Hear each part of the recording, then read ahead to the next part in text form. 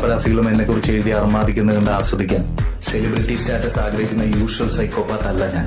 അധ്യായം 1 ഇവൻ തൊട്ടാലോ പൊന്ന്, അധ്യായം 2 ഇവൻ അസുരന്റെ കൊമ്പ്, അധ്യായം 1 തല. എടാ അനിലേ, പുറത്ത് വിശന്നു കിടന്ന് എറിയുന്ന പന്നികളില്ലേ, അവറ്റകൾക്ക് 2